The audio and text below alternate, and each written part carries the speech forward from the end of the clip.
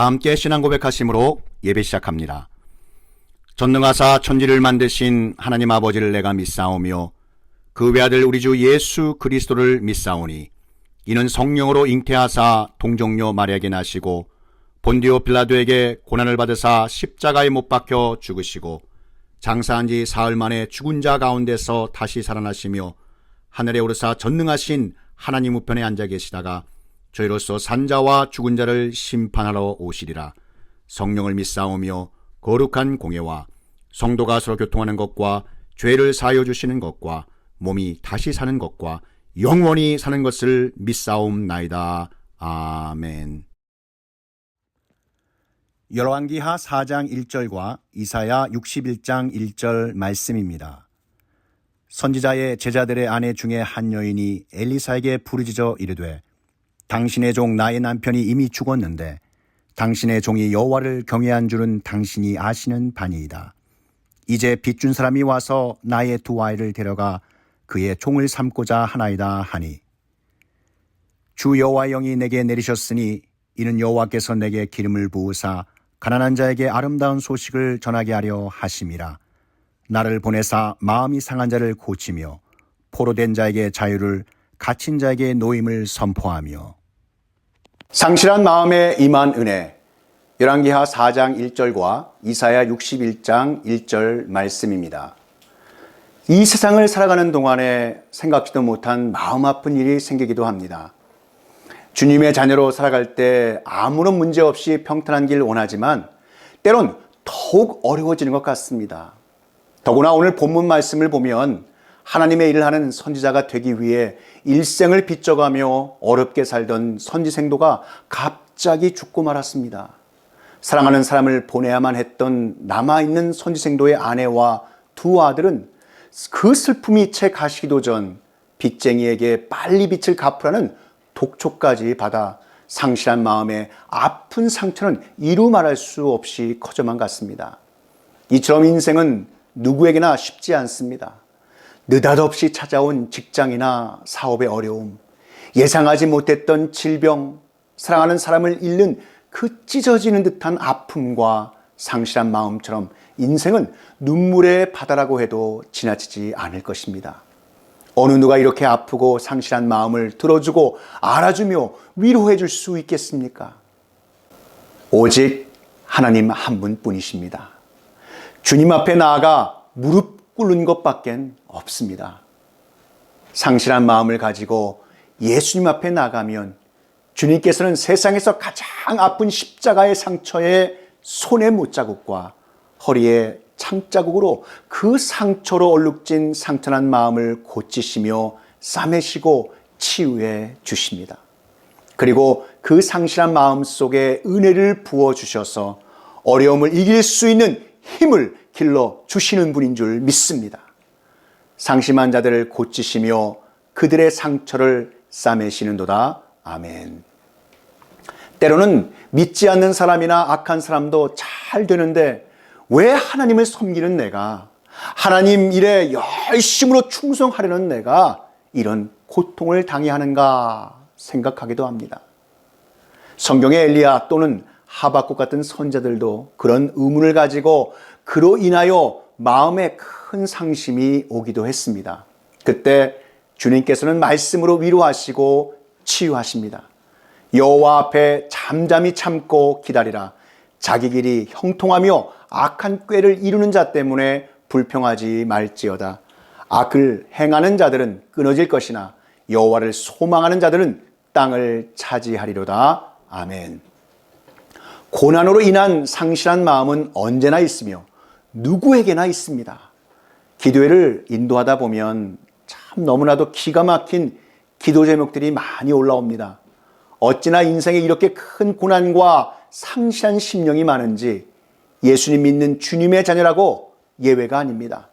십자가에 모진 고난을 지시고 부활 승리하신 예수님께서는 우리가 살아가면서 세상에서 여러 가지 환난과 많은 고난을 당하나 담대하라고 말씀하십니다.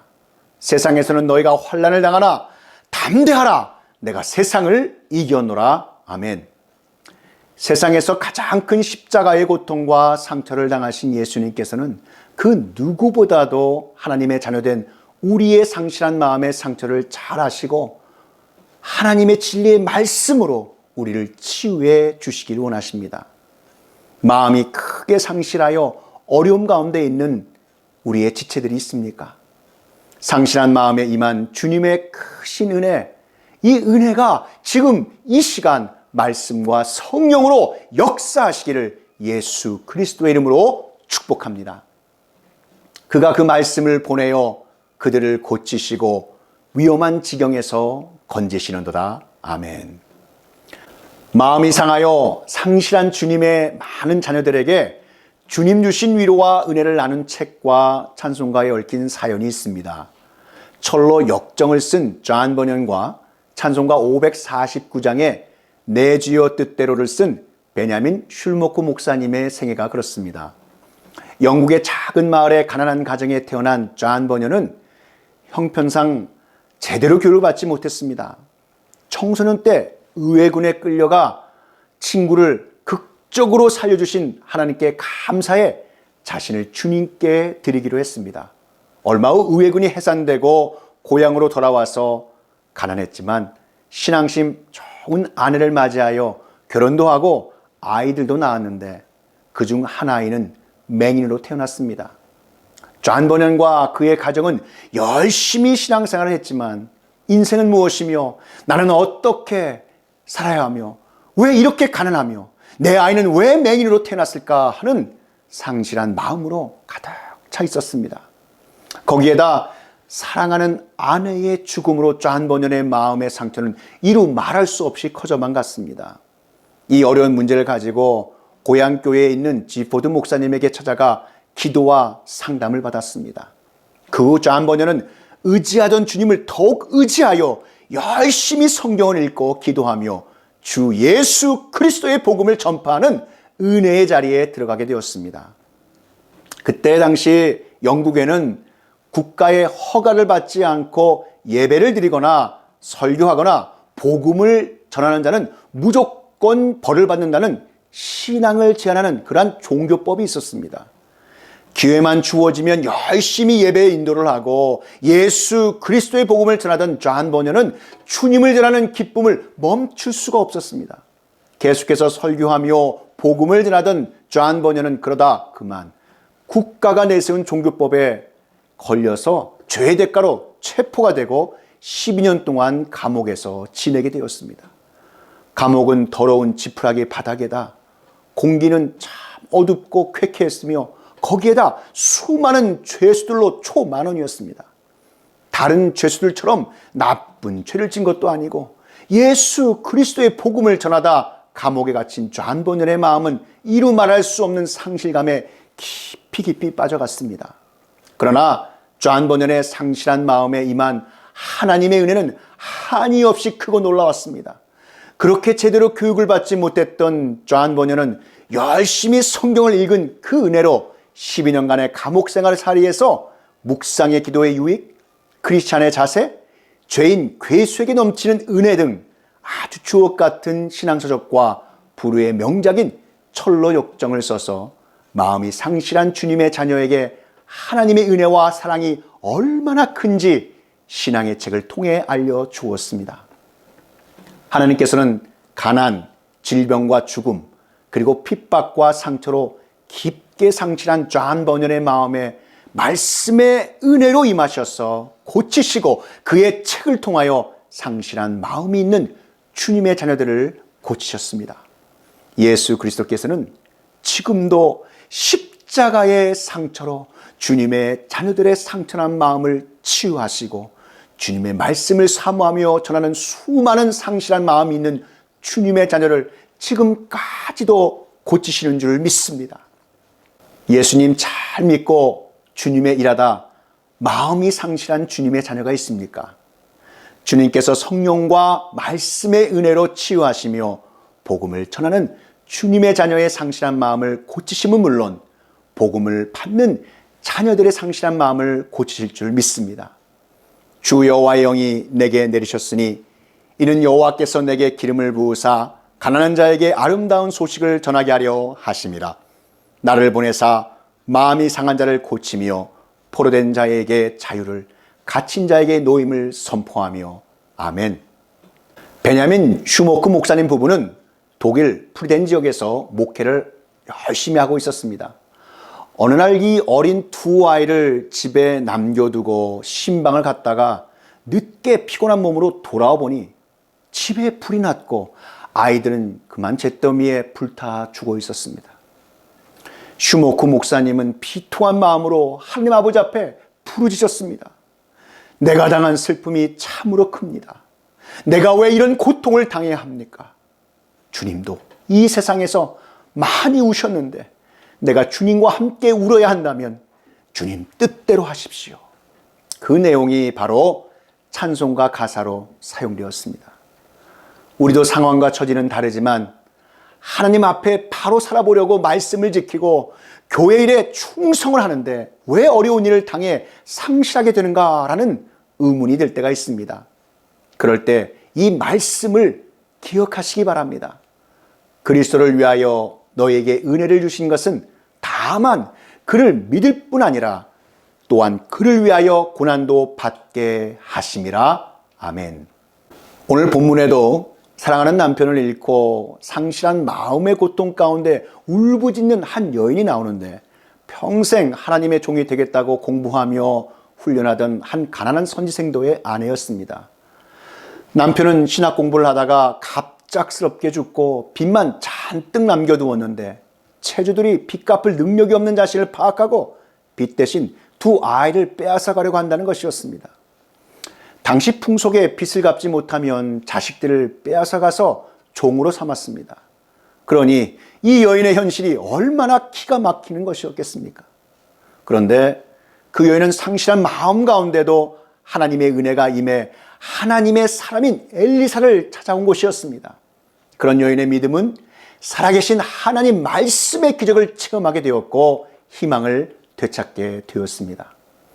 엘리사를 통하여서 문제를 해결받고 기도 응답을 받았기 때문입니다. 그 누구나 험한 인생 살아가면서 상실한 마음이 있다면 그 문제가 커지도록 내버려 두지 말고 해결할 길을 찾아야 합니다.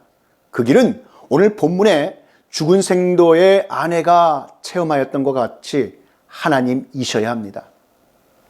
하나님만이 우리들의 상실한 마음의 문제를 해결해 주실 수 있기 때문입니다. 소년이라도 피곤하며 곤비하며 장정이라도 넘어지며 쓰러지되 오직 여호와를 앙망하는 자는 새 힘을 얻으리니 독수리가 날개치며 올라감 같을 것이요 다른 박질하여도 곤비하지 아니하겠고 걸어가도 피곤하지 아니하리로다. 아멘. 오늘 본문 말씀을 통해 갑작스럽게 죽은 선지생도 아내의 상실한 마음에 임한 하나님의 은혜는 무엇일까요? 그 첫 번째, 하나님 아버지께서는 상실감 속에 부르짖는 주님의 자녀들에게 베풀어 주실 하나님의 크신 기적과 이적의 은혜를 항상 준비해 놓고 계신다는 것입니다. 시편 31편 19절 말씀에 주를 두려워하는 자를 위하여 쌓아두신 은혜 곧 죽게 피하는 자를 위하여 인생 앞에 베푸신 은혜가 어찌 그리 크신지요. 아멘. 하나님의 선지자 엘리사를 찾아가 통곡하면서 부르짖는 죽은 선지생도의 아내에게 내가 너를 위해서 어떻게 하라 라고 묻습니다. 엘리사의 질문은 마치 예수님께서 불쌍한 자들에게 물으신 모습을 연상케 합니다. 예수님은 소경에게 내게 무엇을 하여 주기를 원하느냐라고 물으셨고 38년 된 병자에게는 내가 낫고자 하느냐라고 물으셨습니다. 사람들의 모든 형편과 처지를 잘 아시고 그것을 고쳐주시고 해결해 주시는 하나님의 기적과 이적의 은혜를 부어주시고자 물으신 것이었습니다. 성도 여러분, 어둠의 권세는 우리에게 기가 막히게 상실한 마음을 갑자기 일으켜도 하나님께서는 우리의 상실감을 능히 극복하고 해결할 수 있는 크신 은혜를 늘 준비해 두고 계심을 믿으시기를 축복합니다. 그러기에 하나님은 환난 날에 나를 부르라 내가 나를 영화롭게 하리라 라고 말씀하셨고 내 입을 크게 열라 내가 채우리라 라고 약속하신 것입니다. 은혜의 하나님 아버지께서는 상실감과 공경에 처한 주님의 자녀가 부르짖는 그 갈급한 기도 요청을 외면하지 않으시는 분인 줄 믿으시기 바랍니다. 지금 큰 어려움 때문에 상실감에 빠져 어찌할 바를 모르고 있는 주님의 자녀가 계십니까? 하나님 아버지께서 준비하신 은혜를 부어달라고 간구하시기 바랍니다. 하나님께서는 여러분이 어떠한 위기와 상실한 마음이 있더라도 은혜로 극복하고 벗어나게 하시는 주님이심을 믿습니다. 죽은 선지생도의 아내처럼 우리도 언제나 무슨 어려움이나 일이 있어도 하나님께 쏟아내놓고 하소연할 수 있는 그러한 관계여야 합니다. 상실하기 쉬운 우리들에게 가장 중요한 영적인 관계는 바로 하나님 아버지와의 관계입니다. 시편 139편에 주께서 나를 감찰하시나니 앉고 일어섬을 아시며 우리가 어디로 가든지 다 아시는 하나님 아버지시라고 찬양합니다. 우리는 하나님의 손에서 벗어날 수가 없습니다.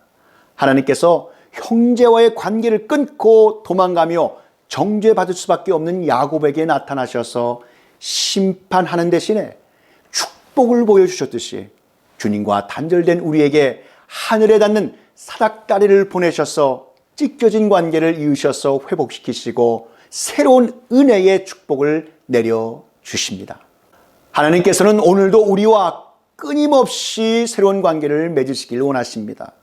무슨 일을 만나든지 어떤 어려움을 겪어 상실한 마음에 있든지 하나님 아버지를 찾고 그 앞에 나와 부르짖어 미리 준비해 주신 기적과 이적의 은혜를 마음껏 누릴 수 있는 주님의 자녀들이 다 되시기를 축복합니다. 오늘 본문 말씀을 통해 갑작스럽게 죽은 선지생도의 미망인의 상실감 속에 임한 하나님의 은혜는 무엇일까요? 마지막 두 번째입니다. 우리에게 어떤 상실한 마음이 있더라도 우리 손에 남아있는 지극히 작은 것, 그 전부를 믿음으로 순종하여 내어드리면 하나님께서 베푸시는 놀라운 기적의 은혜와 역사하심을 체험하게 된다는 것입니다. 열왕기하 4장 2절에 하나님의 사람 선지자 엘리사는 자기에게 찾아와 호소하며 부르짖는 선지생도 미망인에게 내 집에 무엇이 있는지 내게 구하라 라고 말씀하고 있습니다. 왜 엘리사가 이런 질문을 하였을까요? 엘리사는 그 미망인의 집에 아직 남아있는 것을 통하여 그녀를 도우려고 한 것입니다. 이는 하나님께서 자기 백성을 어떻게 도우시는지 그 역사하심의 방법을 보여주기 위함이었습니다. 여러분, 가진 것이 없어서 자식마저 종으로 끌려가야 하는 처지에 놓인 이 여인의 집에 남아있는 것이 무엇이겠습니까? 그러나 무엇인가 남아있다면 그것이라도 팔아 빚을 갚고자 하였을 것입니다. 그 미망인이 가진 것은 단지 기름 한 병뿐이었습니다. 이것은 그녀가 가진 것의 전부였지만 이것으로는 어떠한 일도 할 수 없다고 여겨질 만한 아주 작은 것이었습니다. 그런데 엘리사는 여인에게 아주 작은 것으로 해야 할 믿음의 일을 지시하였는데 모든 이웃에게 그릇을 빌려오라고 한 뒤 빌려온 그릇에 기름이 다 차기까지 기름병에서 기름이 떨어지지 않는 이적을 베풀었습니다. 성도 여러분, 이 죽은 선지생도의 미망인과 같은 처지에 놓이게 되면 자신에게 아무것도 없다고 말하기 쉽습니다. 하나님께 부르짖더라도 하늘에서 돈다발을 뚝 떨어뜨려 달라고 하는 기도를 드리기 일쑤일 겁니다. 그러나 여러분, 하나님 아버지께서 이적을 일으키실 때 우리가 가진 것을 활용하여 일으키시길 원하십니다. 마치 주님께서 어린아이가 가진 전부인 아주 작은 오병이어로 5,000명을 먹이신 이적을 일으키신 것처럼 말입니다. 우리는 우리 손에 어떤 것이 남아있건 믿음을 가지고 하나님께 내놓을 수 있어야 합니다. 그리고 믿음으로 순종하여 하나님께 부르짖으면 그것이 곧 기적의 은혜를 일으키는 재료로 쓰임받아 하나님 아버지의 역사하심을 상실감 속에서 체험하게 되실 줄 믿습니다. 열왕기하 4장 3절 4절에 엘리사가 죽은 선지생도의 미망인 가정에 닥친 상실감의 위기를 해결해 주는 방법에 대한 내용이 나옵니다. 온 마을에 그릇을 댈 수 있는 한 많이 빌려서 한 병 남은 기름을 거기에 부으라고 지시하였습니다. 여러분이라면 이런 지시를 받았을 때 어떻게 하시겠습니까? 그 지시에 그대로 순종하시겠습니까? 우리의 합리적인 생각 가지고는 엘리사의 말이 이해가 가지 않는 것으로 여겨질 수밖에 없습니다. 기름 한 병을 빈 그릇에 부어서 그릇이 차면 옮겨 놓으라는 지시가 우리의 이성과 합리적인 사고로는 도저히 납득되기 어렵기 때문에 그 지시에 순종하기 어려운 것입니다. 그러나 사랑하는 성도 여러분, 하나님은 우리의 작은 생각의 틀에 제한되시는 분이 결코 아니십니다. 전능하신 하나님이 창조주시라는 것은 무슨 일이든 하실 수 있는 만군의 주 여호와 하나님이시라는 뜻입니다. 비록 우리의 이성으로 이해가 되지 않는다 할지라도 죽은 선지생도의 아내와 같이 순종한다면 하나님은 우리의 생각이나 능력을 뛰어넘는 놀라운 기적을 행하시고 이 같은 이적과 함께 우리의 삶을 더욱 풍성하고 복된 것으로 채워주실 줄 믿습니다. 하나님 아버지 말씀에 순종하는 곳에서부터 하나님의 역사는 시작되기 때문입니다. 하나님은 우리에게 준비하신 은혜를 베푸실 때 우리가 준비한 믿음의 그릇, 그 분량만큼 채워주신다는 영적 원리를 깨달으시길 축복합니다. 시편 81편 10절에 나는 너를 애굽 땅에서 인도하여 낸 여호와 내 하나님이니 내 입을 크게 열라 내가 채우리라. 아멘. 사랑하는 성도 여러분, 오늘 본문 말씀을 통해 갑작스럽게 죽은 선지생도의 아내의 상실한 마음에 임한 하나님의 은혜는 하나님 아버지께서 상실감 속에 부르짖는 주님의 자녀들에게 베풀어 주실 하나님의 크신 기적과 이적의 은혜를 항상 준비해 놓고 계신다는 것과 우리에게 어떤 상실한 마음이 있더라도 우리 손에 남아있는 지극히 작은 것, 그 전부를 믿음으로 순종하여 내어드리면 하나님께서 베푸시는 놀라운 기적의 은혜와 역사하심을 체험하게 된다는 것입니다. 하나님 아버지께서 상실한 마음에 부어주시는 말씀의 은혜와 그 치유의 사랑과 복된 소식 전하는 주님의 귀하고 복된 자녀 되시기를 우리 구주 예수 그리스도의 이름으로 간절히 축원합니다. 다 함께 기도드리시겠습니다. 사랑과 은혜가 충만하신 하나님 아버지, 오늘 본문 말씀을 통해 갑작스럽게 죽은 선지생도의 아내의 상실한 마음에 임한 하나님의 은혜는 하나님 아버지께서 상실감 속에 부르짖는 주님의 자녀들에게 베풀어 주실 하나님의 크신 기적과 이적의 은혜를 항상 준비해 놓고 계신다는 것을 영적으로 깨달아 알게 하시고 우리에게 어떠한 상실한 마음이 있더라도 우리 손에 남아있는 지극히 작은 것, 그 전부를 믿음으로 순종하여 내어드리면 하나님께서 베푸시는 놀라운 기적의 은혜와 역사하심을 체험하게 된다는 것을 믿게 하여 주시옵소서. 하나님 아버지께서 상실한 마음에 부어주시는 말씀의 은혜가 임하게 하여 주시고 그 치유의 사랑을 통해 복된 소식을 전하는 주님의 자녀가 되게 하여 주시옵소서. 이 모든 말씀 우리 구주 예수 그리스도의 이름으로 기도하옵나이다. 지금은 우리 구주 예수 그리스도의 구속의 은혜와 만극하신 하나님 아버지의 그 크신 사랑하심과 성령 하나님의 감화 감동 위로교통 충만케 하심이 상실한 마음에 임한 은혜, 이 진리의 말씀이 선포되는 곳곳마다 이제로부터 영원히 함께 있을지어다.